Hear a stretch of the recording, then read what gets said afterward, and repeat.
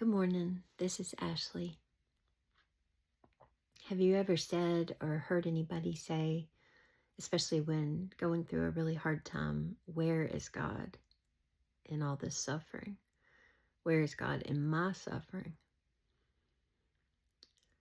Well, the answer is He's with you. He's with the people who are suffering. I've said it on this channel a lot. One of my favorite verses is, "The Lord draws close to the brokenhearted, and He saves those who are crushed in spirit."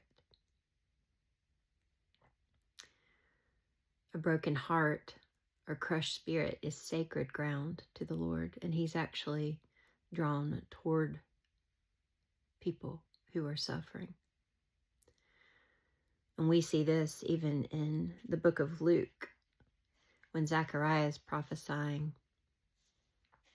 right before Jesus is born.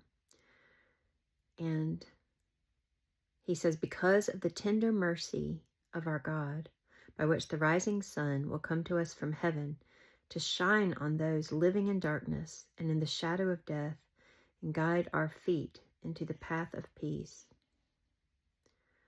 That phrase, tender mercy, splanknon, it's such a beautiful word.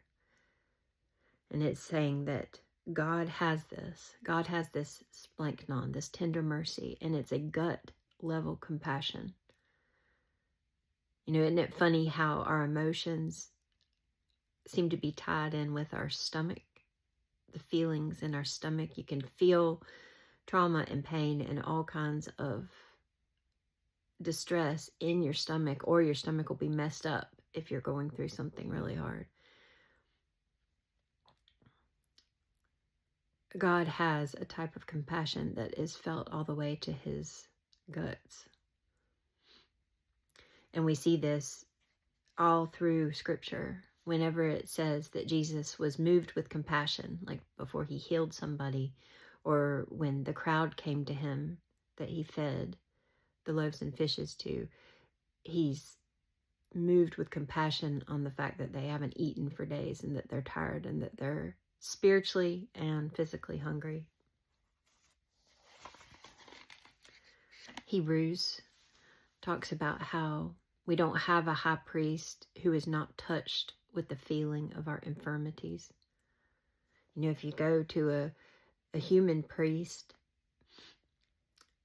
maybe you're in a denomination where you have a human priest and you go and you have something that you're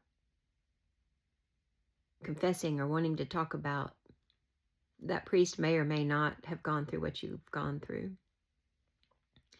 But Jesus is described as the one and only great high priest, the only mediator between God and man, and that He is actually touched with the feeling of your infirmities.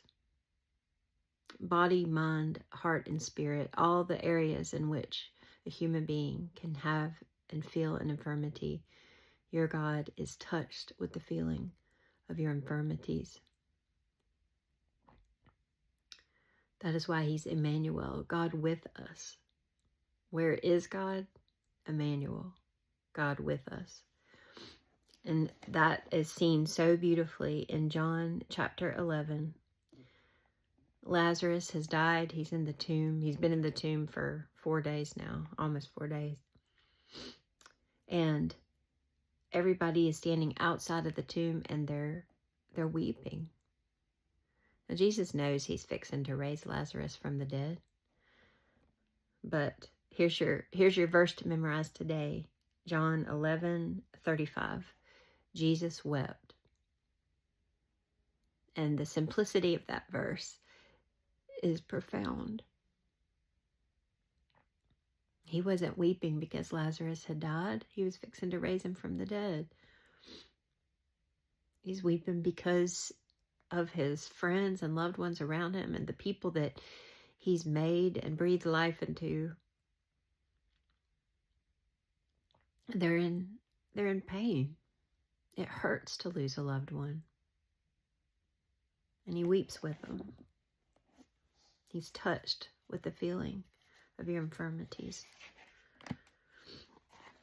I love what Colossians says about Jesus and his supremacy, meaning just he's above everything.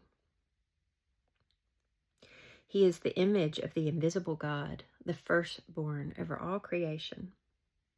For by him all things were created, things in heaven and on earth, visible and invisible, whether thrones or powers or rulers or authorities, all things were created by him and for him.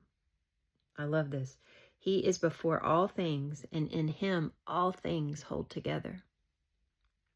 He is the head of the body, the church. He is the beginning and firstborn from among the dead, so that in everything he might have the supremacy. For God was pleased to have all his fullness dwell in him, and through him to reconcile to himself all things, whether things on earth or things in heaven, by making peace through his blood shed on the cross. Everything was created by Jesus and for Jesus. He is the one who, the Apostle John leaned his head on his chest at the Last Supper. And then later on, the resurrected Jesus appears to John on the island of Patmos where he's exiled. And John sees a vision of Jesus with eyes of blazing fire, and he falls at his feet as though dead.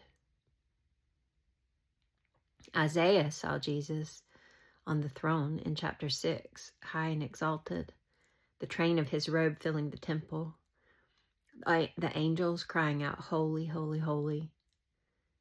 And Isaiah came undone. He couldn't even bear the sight. And that same Jesus there at the tomb of Lazarus weeps because his friends and loved ones are hurting and weeping. Where is God? He is touched with the feeling of what you are going through, and he feels it in his guts.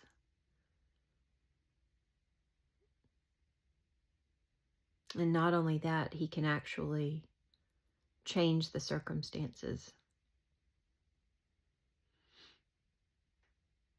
He's got all the power and all the authority over every single power, principality, title that can be given, not only in this age, but also in the one to come.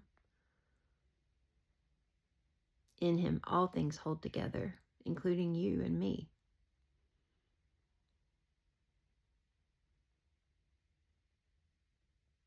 So just know that today, with whatever you're going through.